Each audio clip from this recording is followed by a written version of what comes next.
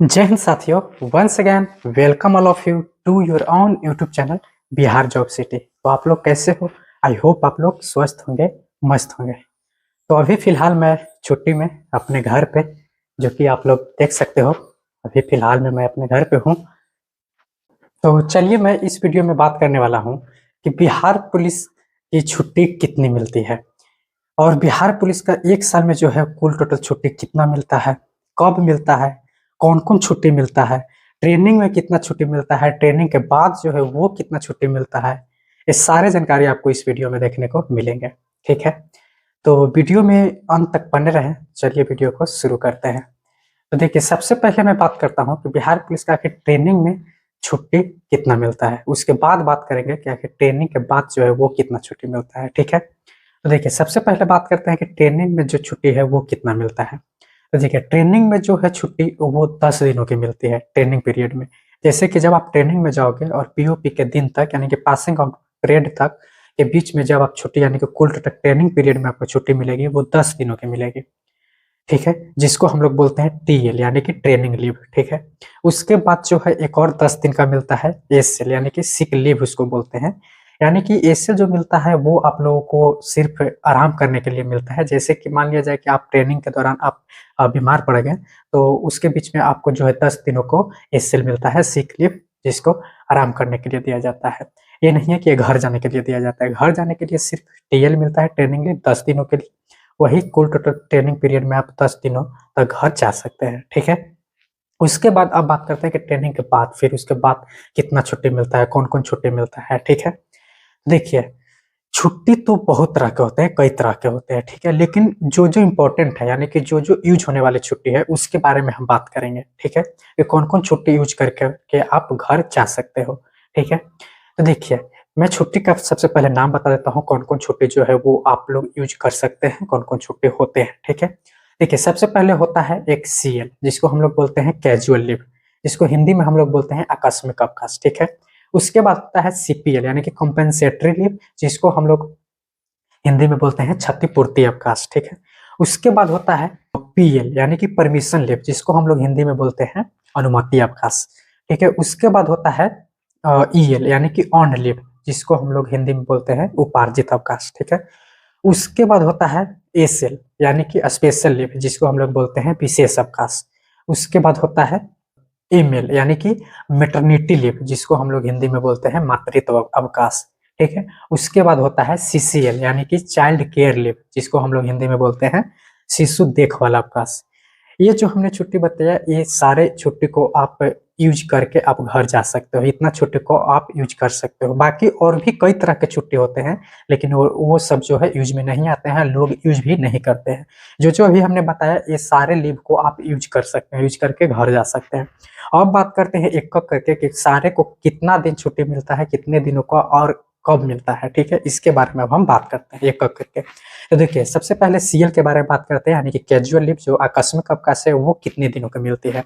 तो सीएल जो है आपको कुल टोटल जो है एक वर्ष में आपको जो है वो 16 दिनों की मिलती है। ठीक है, इसका समय अवधि जो होता है वो होता है 1 जनवरी से लेकर के 31 दिसंबर तक। ठीक है, उसके बाद होता है सीपीएल यानी कि कंपेंसेटरी लीव, जिसको हम लोग हिंदी में बोलते हैं क्षतिपूर्ति अवकाश।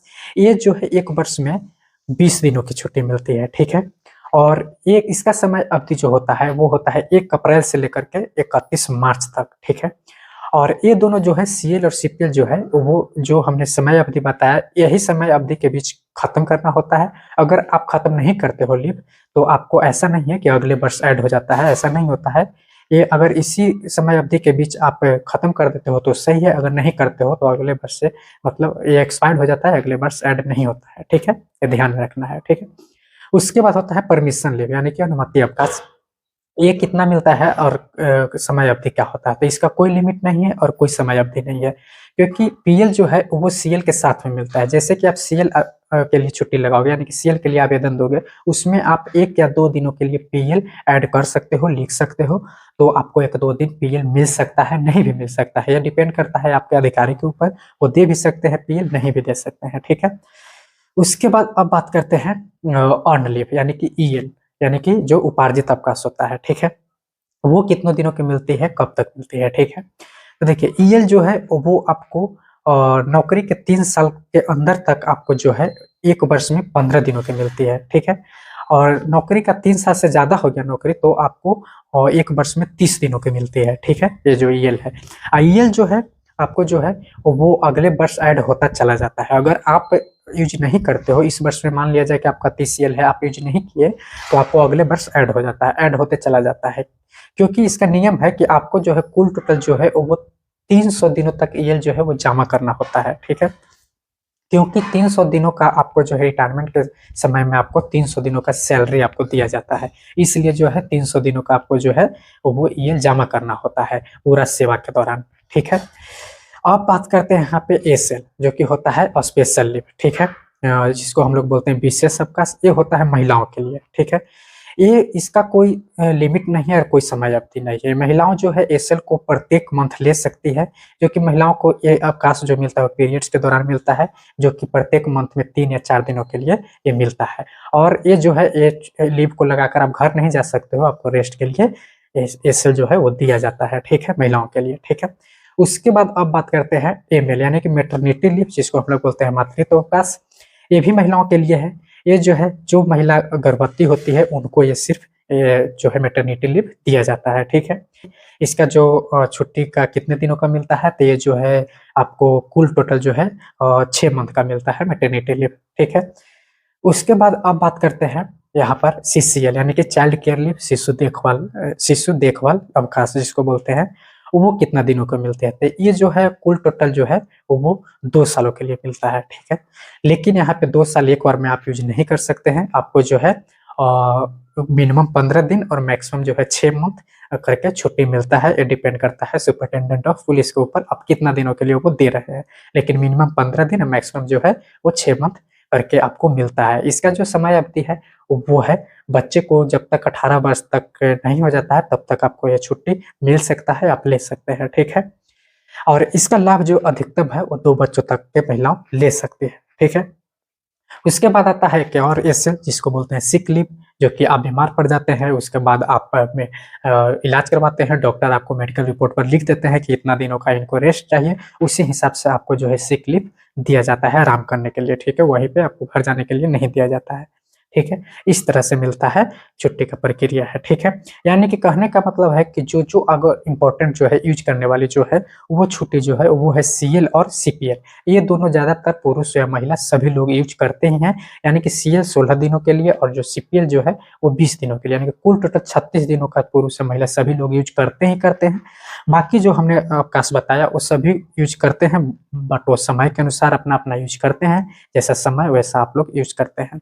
अब यहाँ पे थोड़ा बहुत लोग कंफ्यूज रहते हैं कि मान लिया जाए कि लंबे दिनों के लिए छुट्टी जाना है तो फिर कौन सा छुट्टी लेंगे, ठीक है। तो देखिए लंबे दिनों के लिए छुट्टी जाना है, जैसे कि मान लिया जाए कि आपका शादी विवाह है या फिर आपके घर परिवार में किन्हीं का तबीयत खराब है, इमरजेंसी है, लंबे दिनों के लिए जाना है इलाज करवाने के लिए या फिर घर बनाने के लिए, ये सारे चीज़ को अगर आपको देखकर छुट्टी लेना है तो आपको ईएल लगाना पड़ेगा। ईएल यानी कि ऑन लीव, उपार्जित अवकाश, ये आपको दिया जाता है। ये भी दिया जाता है, सुपरिटेंडेंट ऑफ पुलिस देते हैं छुट्टी, ठीक है, लंबे दिनों के लिए। लेकिन इनके साथ में आपको प्रूफ देना होता है साथ में, आवेदन के साथ में, कि कौन सा हम प्रॉब्लम है, कौन सा परेशानी है, उसके अनुसार आपको जो है आवेदन के साथ में आपको प्रूफ देना होता है, तब जाकर ईएल ग्रांट होती है, ठीक है।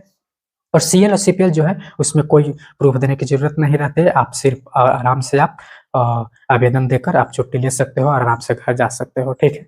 इस तरह से जो है वो छुट्टी का प्रक्रिया है, इस तरह से छुट्टी आप लोग को मिलता है, ठीक है। तो मैं आशा करता हूँ कि जो भी हमने इस वीडियो में बताया वो सारी जानकारी आपको समझ में आ गई होगी। इस वीडियो से संबंधित और भी कोई डाउट है तो कमेंट कीजिए, उसका रिप्लाई देने का भरपूर प्रयास करेंगे, ठीक है। तो अभी के लिए इतना ही, मिलते हैं फिर नेक्स्ट वीडियो में, तब तक के लिए जय हिंद, जय भारत, जय बिहार।